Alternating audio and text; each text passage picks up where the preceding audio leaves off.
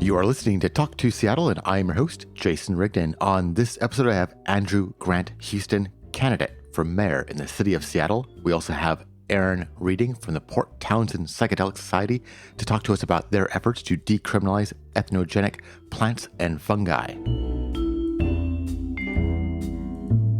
Hello to everyone who's listening. My name is Andrew Grant Houston. I am an architect with my own practice, House Cosmopolitan, and I am also currently serving as the interim policy manager for Councilmember Teresa Mosqueda. I am running for mayor of Seattle. Oh, my pronouns are he, him. And if people, while we're talking, they want to maybe learn more about you, where should they go? They can go to AGH4, the number 4, SEA.com. And I'll make sure I have that link in the show notes too. So what has made you want to run for mayor? So the point that really kicked it off for me were the wildfires last year. So I'm someone who, throughout my time living here in Seattle, and I've lived here since the end of 2016, I have been not just working in architecture, but also a housing activist. I've been pushing really hard in terms of land use reform, in terms of allowing for more types of housing across the city, and also just more permanently affordable housing, and dealing with a lot of frustration and conflicts with the city and mostly the mayor. And so when we got to the point of having the budget process go and really recognizing that it doesn't matter even if there are 9 council members, that the mayor can still say no. And I think that's even becoming more apparent again today, that council can allocate money for anything, but if the mayor chooses not to spend it, then it's not going to be spent. That during those wildfires that happened, we as a city only provided 55 shelter spaces for our over 5,500 unhoused individuals.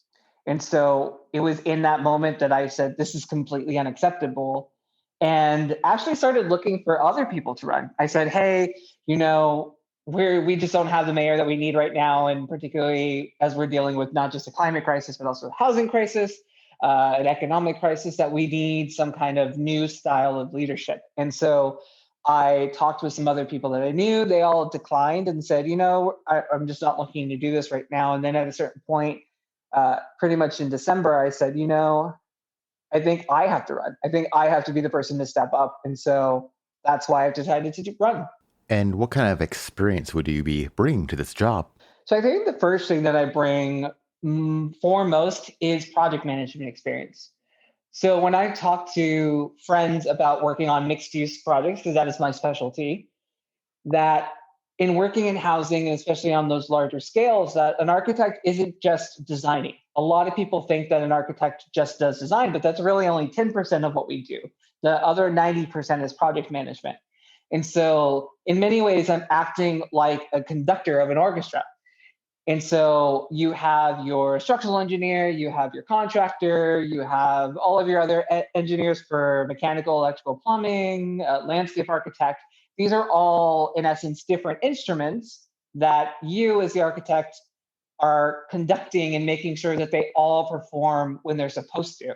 And the thing that I really like about that analogy when I talk to people is that when music is played incorrectly. Like you can clearly hear when someone messes up. And so in many ways, when someone goes into a building, which in the past has also been likened to frozen music, that you can clearly see when there are issues. When you walk into a space and it might be too small, when you are trying to find a bathroom and it's extremely difficult to find, those are all issues. And so as someone who works in project management day in and day out, at a time when we need to build 3 times as much housing as we were at our peak in order to close our affordability gap, because currently we need somewhere around 261,000 units, homes for people, that we need someone who is able to execute and manage projects effectively and in a very short amount of time.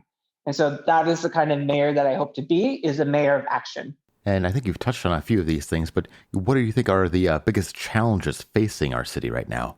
So number one is our homelessness crisis. We've had it since 2015. And as you can tell from our last two mayors, we have had a career politician and we've had a lawyer. And so clearly we need a different kind of leader.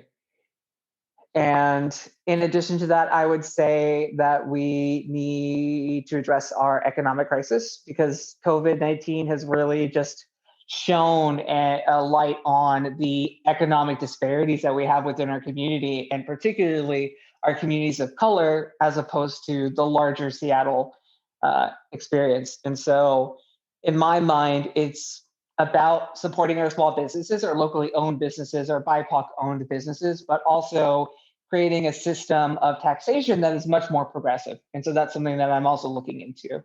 The pandemic has caused so many businesses to fail or be just right on that razor's edge of survivability.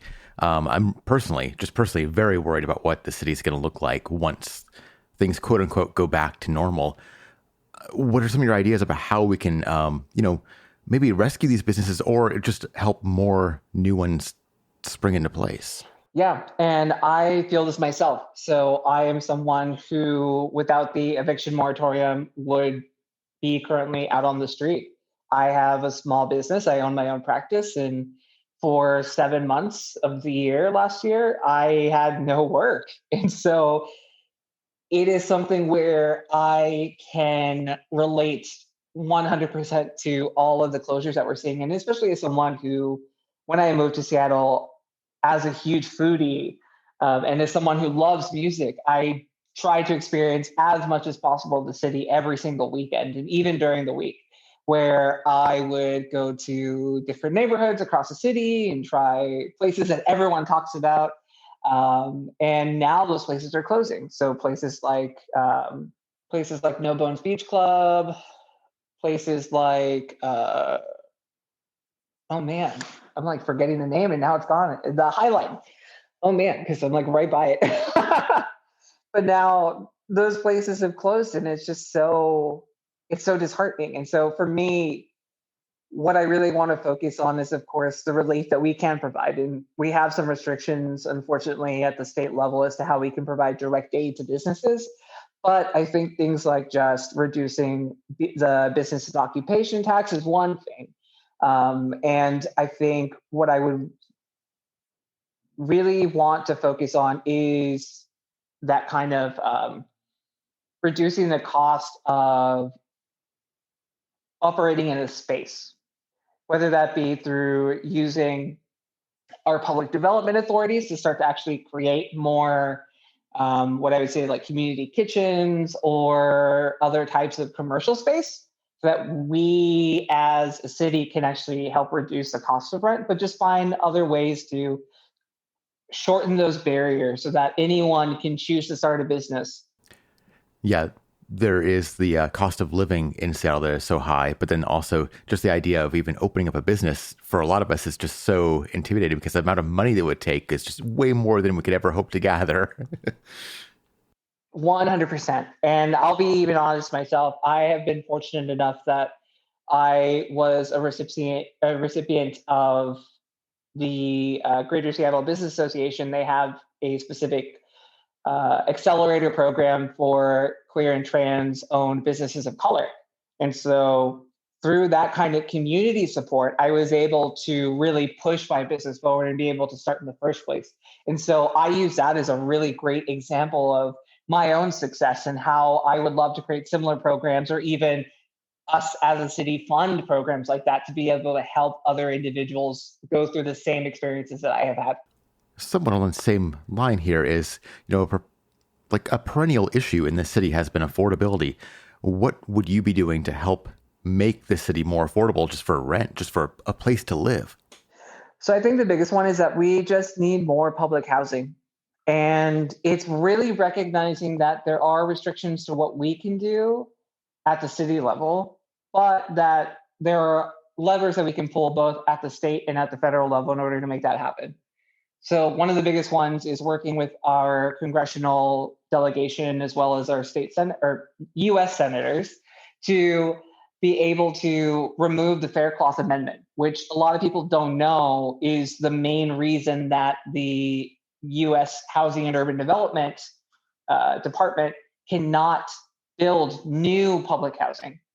And so this, to me, is so important because the redevelopment that is happening at Yesler Terrace is of formerly public housing.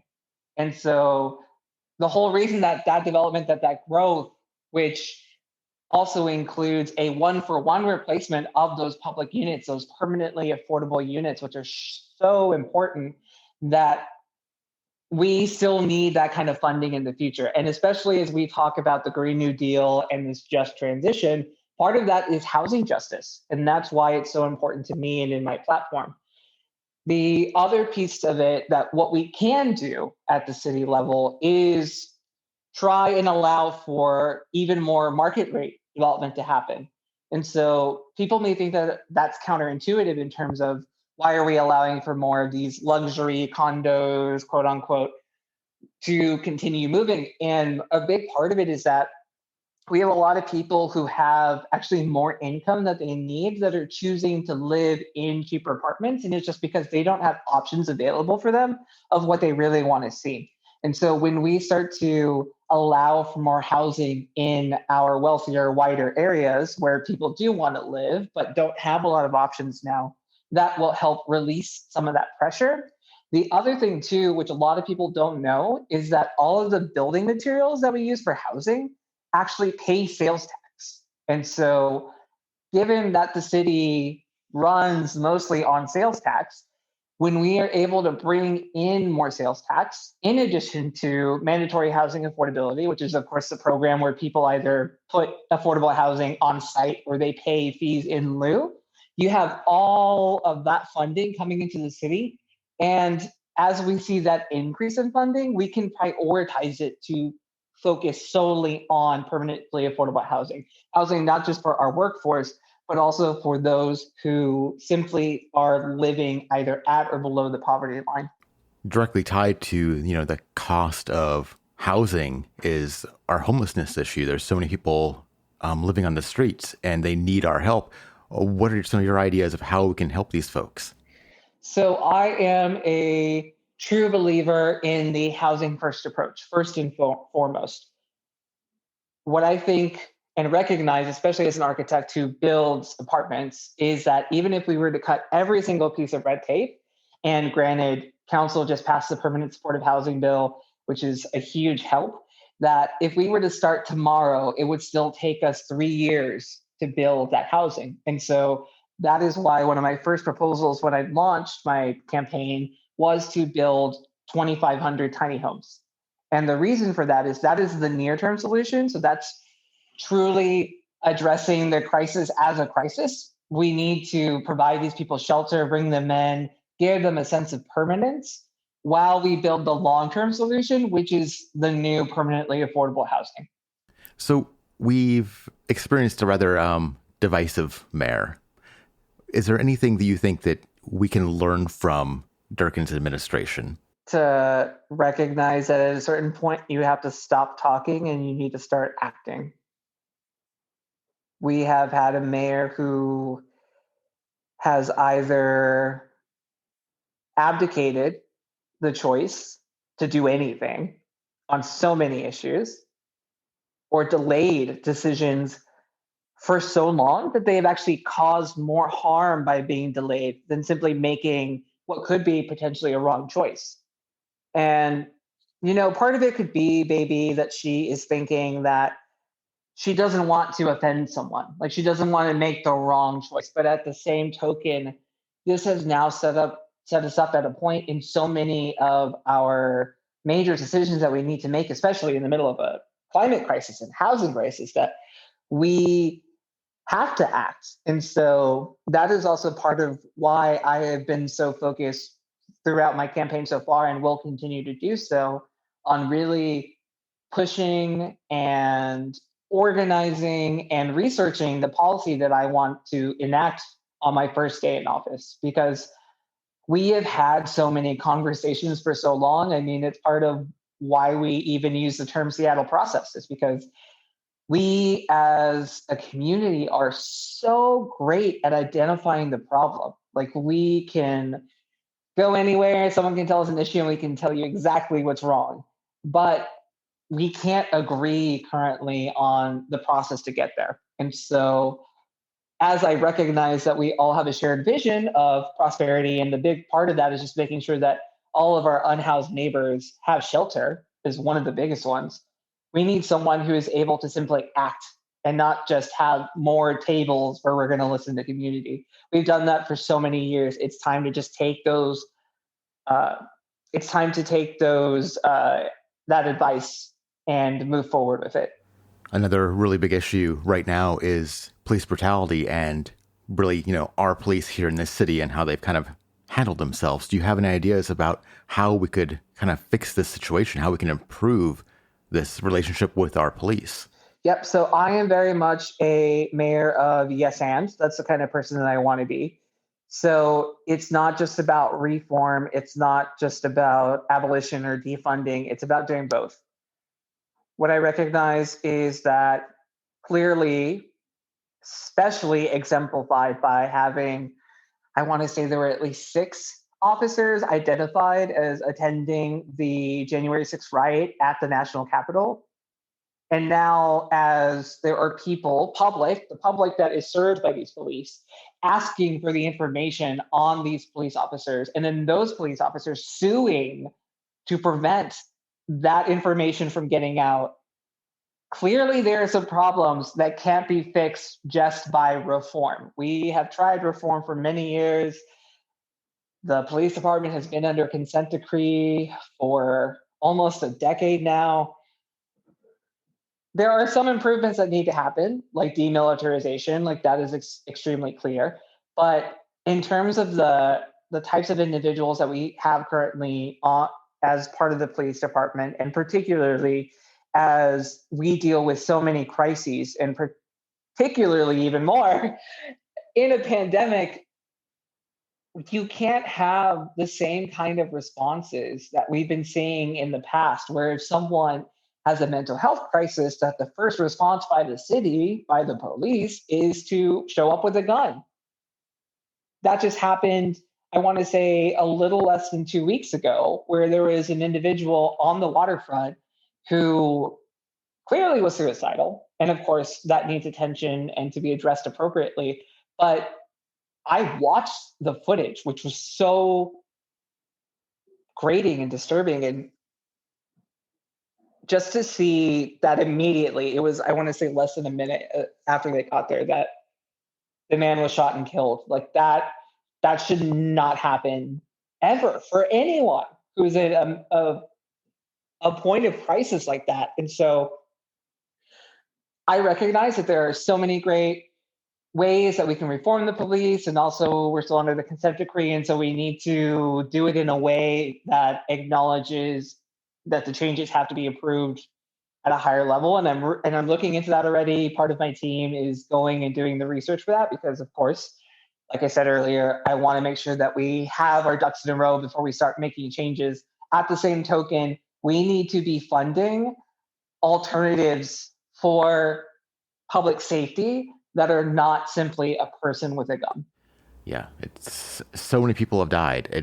It's mind-boggling when people list the names. It's I don't know how to deal with it sometimes, Yeah. Yep, Charlene Lyles, Sean Furr. And these were people who then were killed after there were already reforms that were tried in 2017, after the council, unfortunately, at the time, increased the budget for the police and said, you know what, like, sure, have more money. There is a dissonance that I feel like, a cognitive dissonance that I feel like now has been broken through the past protests, and protests are still happening. I mean, kudos to the Everyday March and some of the other groups that seem to show up every single day since, I want to say, my birthday, which was May 29th of last year, that they're still going because they recognize that clearly the system has yet to truly be changed. And so as mayor, what I can promise is that we're going to continue defunding the police, because clearly we need a new level of public safety. so that 100% of safety is in the city is less than 50% police. I'll play hesitantly. I'll play devil's advocate here. What would you say to the people in Seattle? There are people in Seattle who think that the solution to our homelessness issues is more police, is that we should be giving more money to the police, and that really we should be incarcerating these people. Well, one, we should not be incarcerating them. I think a lot of the people who end up unhoused do so simply because they lack resources. The thing that I believe most people really bear down on are the visible cases of substance abuse, which for many of them, it's just a way to survive outside. But that most of our unhoused population are actually people that are serving us, that there are people who are working full-time jobs and they're just in the middle of their own personal crisis. I mean, for some people, if you have one bad medical bill, like that could be kind of it. And then you run out of money to be able to pay for your home. Or there's also what's called a rent eviction, which is whenever your lease comes up, that your rent is raised to a point where you just simply can't afford it. And so that is something that I'm also looking into, is rent stabilization. And I know that that's very much a touchy subject, but at the same token, we need to do something in order to reduce the amount of people falling into homelessness. But the thing that I want to remind people is that if we were to simply house our unhoused neighbors, then there would be no interactions with the police at all. It would not be an issue because they would not be there. And so I really want to focus on a housing first approach. And because I'm an architect, I have the knowledge of how to do it and how to execute it quickly. A big topic in this town is Amazon. They're gigantic. Do you think that Amazon has too much influence on local politics? If influence equals money, yes. And I'll recognize that the current council has done a good amount of work in terms of trying to prevent that from happening, of having that spill. And even the democracy voucher program, which this is the first mayoral election that allows for it, I don't believe that I'd be able to run as a candidate without it. And so I think it's at least one way to tip the scales a little bit. Kind of similar, I would say, to the city's history with Boeing, is that what I really want to focus on is not simply relying on one company to be the breadwinner for our prosperity. I don't think that's healthy. And I think in many ways, it's kind of similar to how you properly grow a garden, is that you don't just have one vegetable. It's not a monoculture. You need to be planting, or in our case, creating more businesses that provide this diversity of resources, of revenue. And so that's the kind of city that I would love to lead, is one that has not just one Amazon, but maybe in some cases like 5, 6, 7 success stories, similar to our Starbucks, which started from just the first place in Pike Place Market. We live in a very divided times. Everyone is so polarized. What would you do as mayor to help bring people together to actually make some progress on these issues? I think one is just meet people where they are. I honestly can't tell you if I've ever met the mayor in person. I think the only time I've ever seen the mayor in person is when I've stood behind her at an event holding a sign, usually at City Hall, where it's always like the flashy picture and everyone's happy and they sign the forms, and that's nice. But I truly believe that that's maybe 1% of what the mayor should be doing. It's really about doing the nitty gritty and the hard work. But a big part of what the mayor should be doing is actually going out and meeting with the community. And so I definitely am interested in finding a way to even set up just like satellite offices of resources where I could go and attend maybe like once a month or once every so often, in each district, and go where people are, whether that be to a community center, whether that be to another public space like a library, to meet more of the public. I feel like that's something that's really lacking in this last mayor in particular, is just kind of that connection to the city. And I think it's kind of telling in some ways to say that you could live your entire life here and still not truly be connected to the community. Is there anything that, you want to talk about that I should have asked you? Good one would be Seattle Center and Climate Pledge Arena. Yeah. Yeah. Could you tell me a little bit about what's going on there? What's your concerns here? Yeah, so I think one of my biggest concerns is just how people are going to get there in a time, again, during a climate crisis. The amount of parking stalls we're building there, I want to say there are two numbers that have been floating around, and I can't remember which one it is exactly, but one was somewhere close to 500 new parking stalls, and another one was somewhere closer to 2,000 new parking stalls. And now, trust me, I love sports. Like, I'm a huge sports fan. My nickname Ace is actually because my favorite sport is tennis. My second favorite sport is soccer, and of course, I love the Sounders. And so I recognize how big of a sports city we are here in Seattle. At the same token, we need to be able to create better systems by which not just individuals within the city, but within the region can get to our stadiums, including Climate Pledge Arena, and do so in a way that is not further exacerbating the climate crisis that we're in. And so part of what I really want to look at is actually, as we move forward with Sound Transit, and I know that currently there's a funding gap for our light rail, but how can we try and speed up the process of constructing the tunnels to that area? Because I think in many ways, once we get people to shift away from depending on cars, we will not only see a reduction in pollution, in greenhouse gas emissions, but that we are going to see a marked improvement in how people engage in the city. I think something that we necessarily haven't really touched on, but what I would love to see come out of COVID is how some of our streets have been turned over to people.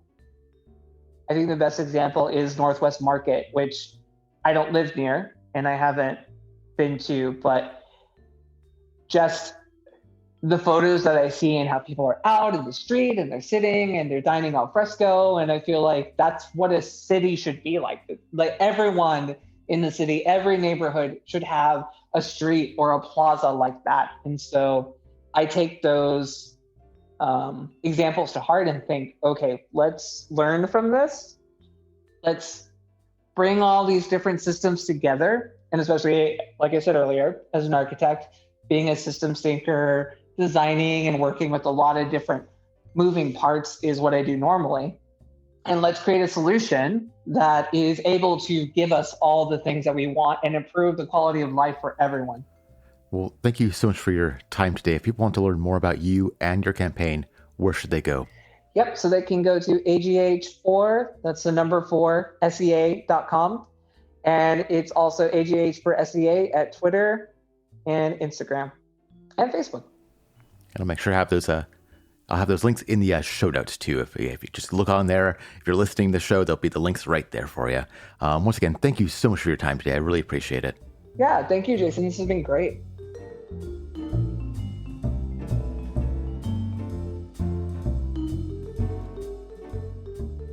So I'm Erin Reading. I'm a co-founder of the Port Townsend Psychedelic Society, which is an educational, political, and social campaign to decriminalize and destigmatize the use of entheogenic plants and fungi in hopes of enabling responsible and ethical community use. And how did this organization start? It started in response to Denver and Oakland decriminalizing psilocybin in Denver and all natural psychedelics or entheogens in Oakland, California. And both a local woman, Rebecca Ramsey, she started working on it, and I started working on it separately, and she created the Port Townsend Psychedelic Society. And then the Decriminalize Nature organization in Oakland connected the two of us, and we've been working together ever since to decriminalize entheogens locally. And what kind of plants are we talking about here? So we're talking about psilocybin mushrooms, ayahuasca, cacti containing mescaline, iboga.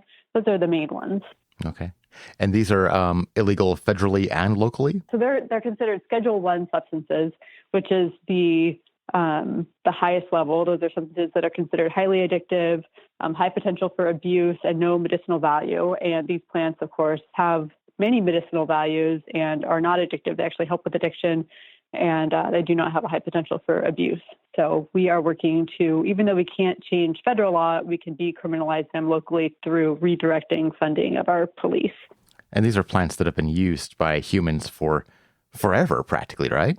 Yeah, definitely. It's pretty absurd that we've decided they are, that we think we can decriminalize them and restrict access for people to these plants that grow locally, plants that grow around the planet, and have been used by many people far before we started working with them.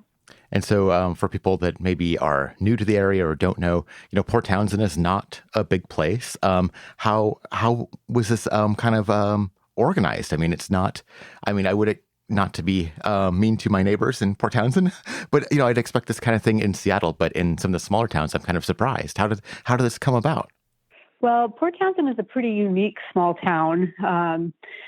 It has a lot of people that are interested in alternative health, a lot of people that are very progressive. There's a lot of underground medicine work happening here with entheogens. And that includes people who are microdosing, people who just take them as part of their, as like a once a year experience to check in with themselves for spiritual growth, for psychological inquiry.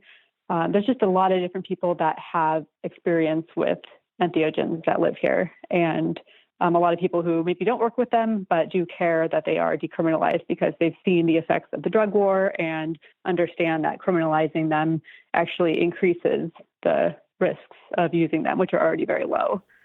And you're specifically trying to address the city's control over this, right? And their allocation of resources? Yes. And we're also working at the county level. Unfortunately, the county commission does not control the sheriff's funding or the county prosecutor's funding because they're independently elected. But the county commission has agreed to sign an aspirational resolution supporting a philosophy they want to head in, which is towards decriminalization, and also hosting a public conversation and inviting someone from the prosecuting's office, inviting someone from the sheriff's department, inviting someone from city council, probably Jefferson Associated Council, which is a law group that is working towards decriminalization as well. So they do want to support us, and they're doing what they can to move the conversation forward.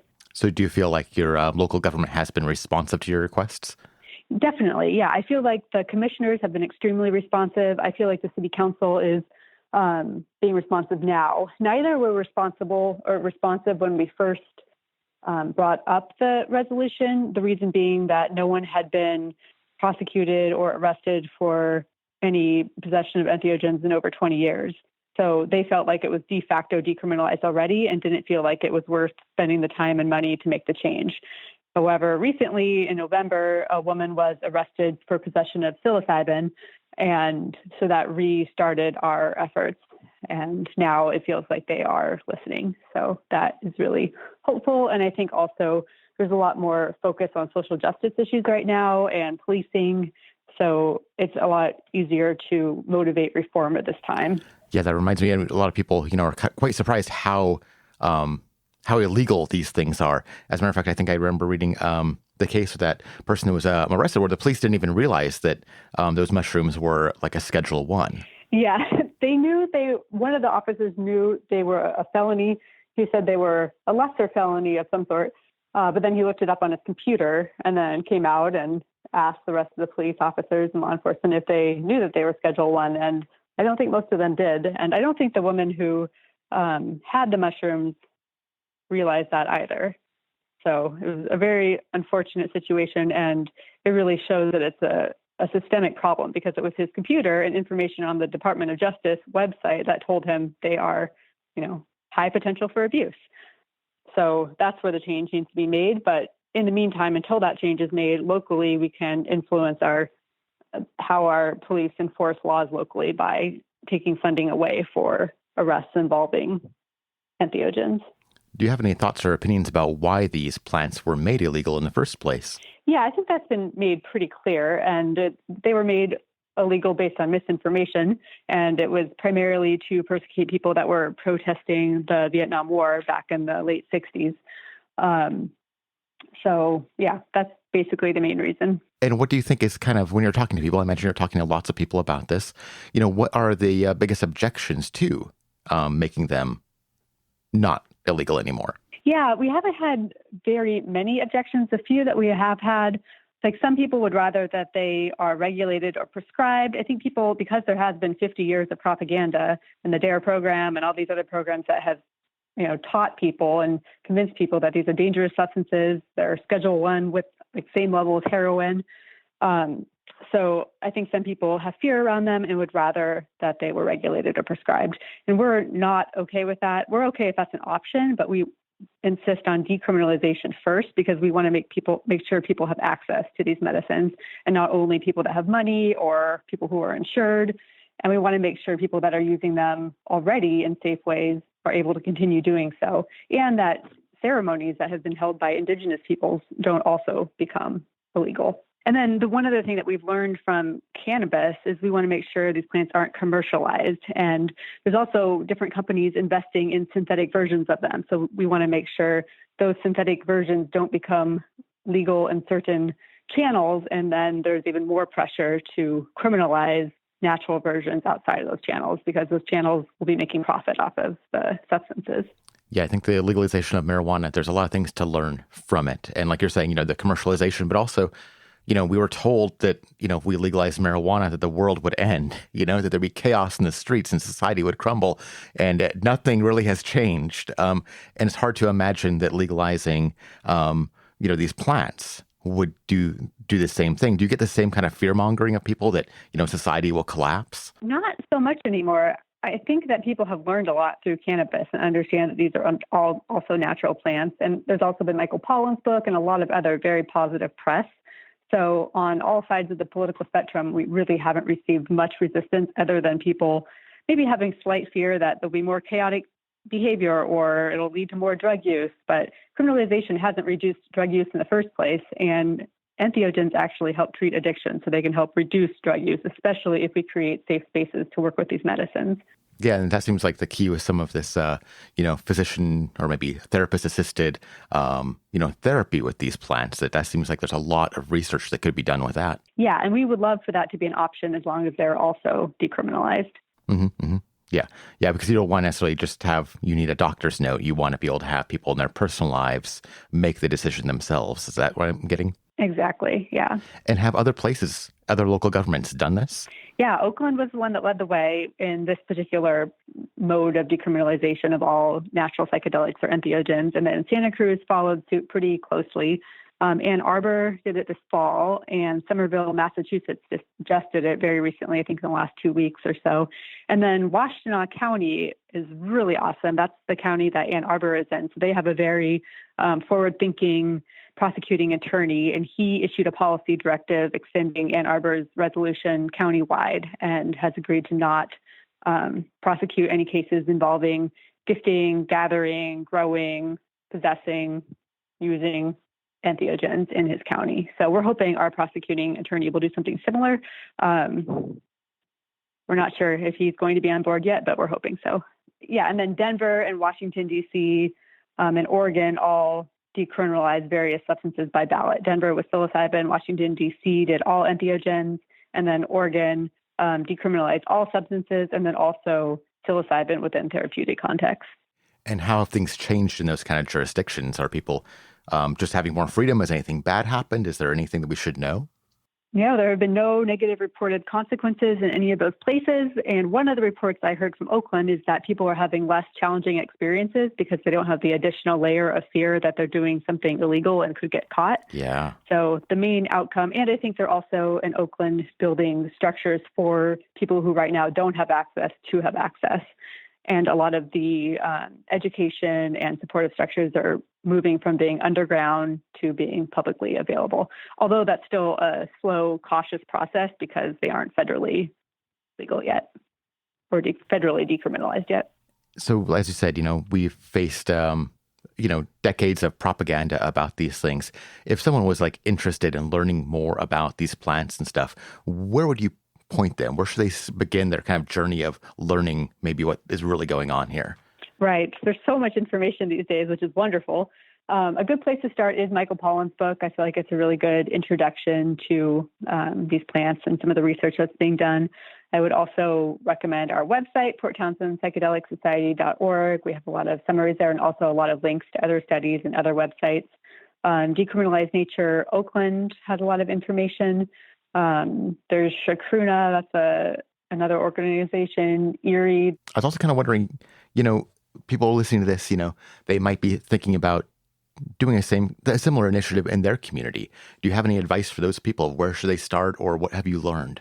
Yeah, I think it helps to get a large local base of people that are supportive. It helps to reach out to individual city council members as well as county commissioners, the local board of health. Those are all good places to start conversations. We've met one-on-one with a lot of our city council members and county commissioners, and I think that helped immensely just because they had some education, they knew where we were coming from.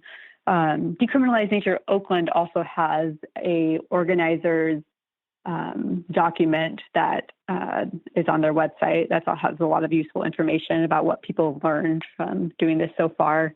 And let's see, what else have we learned? Working with other mental health organizations can be really helpful, getting endorsements. We haven't had to do that so much. We're a pretty small town, like you said, but in bigger cities, I think that's more important. So the last thing would be hosting community events and building awareness and bringing people together and just building excitement for a potential positive change. And on the state level, are there any initiatives like we've seen with marijuana to make these plants legal in the state of Washington? I think there are. Decriminalize Nature Seattle, which is also the entheogenic Society of Washington. I think they're working. Those two organizations are working together, both to decriminalize entheogens in Seattle, but also to do something at a state level. I'm not exactly sure where they're at with that, but I do plan to collaborate with them as is needed as they move forward with that. I'm not sure where they're at right now. Yeah. I was, hoping that I was trying to look before this interview, doing my research, if there's any real traction at the federal level. But it seems like with marijuana, despite the fact that all these states have legalized it and nothing bad has happened, there really doesn't seem to be that much traction to get marijuana actually fully decriminalized along with these other plants that we've been using for generations. Right. Yeah. I do think that the group that decriminalized entheogens in Washington, D.C. is starting to work at the federal level. I just read an article about that yesterday, but I'm not sure where they're at. And I think that organization is much more flexible in terms of regulation or decriminalization, which we're very focused on decriminalization first. So there is a difference there, but I do think there's a little bit of work being done at the federal level. I think there's a lot, like I said, to learn about the way we handled marijuana in this state. I think, I won't put you on the spot, but my opinion is like there's too few stores controlled by too few people, and it's really became a bit problematic. And I would not like to see mushrooms and stuff be the same way. It would be nicer to see it be less regulated, like maybe you're saying. Yeah, people should be able to grow their own, to gather their own, to gift their own. I think that's really important. They're natural substances, and I think we have a basic right to access them, especially substances that allow us to explore our own consciousness, which I think is probably one of our most basic rights.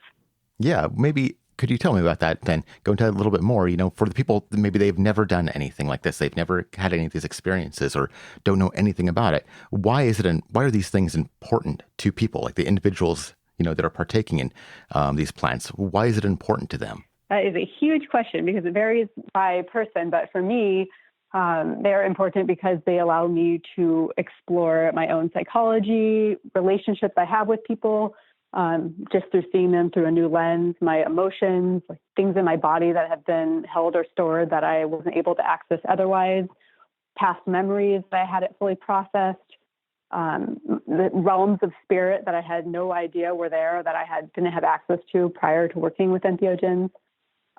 They've helped me with self-love, self-forgiveness. They've basically developed my worldview and guided me in my relationship with the world, with nature, with the people who are around me.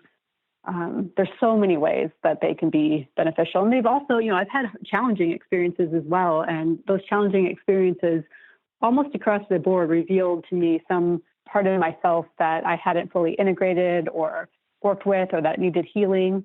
And, through working with those challenging experiences, both during the experience and afterwards, I was able to work through some of those patterns and move forward in a healthier, happier, more whole way. And people have been using these plants in this way for longer than we have any kind of recorded history, generations and generations. This is like a big part of being human, isn't it? Exactly. Yeah, it's pretty basic. And that's why this is so important to me. It just seems so obvious and so important for so many people. So I would love to see all entheogens decriminalized and then many safe and responsible uses or spaces created for their use. Well, thank you so much for your time today. If people want to learn more about your organization, where should they go? The Port Townsend Psychedelic Society has a website at porttowsendspsychedelicsociety.org. That would be the best place. We also have an Instagram page and a Facebook page. Those are the main places. I'll make sure I have all those links in the show notes. And once again, thank you so much for your time and for the work you're doing. I mean, this is really, really important work for like humanity. Thank you. Thank you for recognizing that and helping get the information out there. I appreciate it.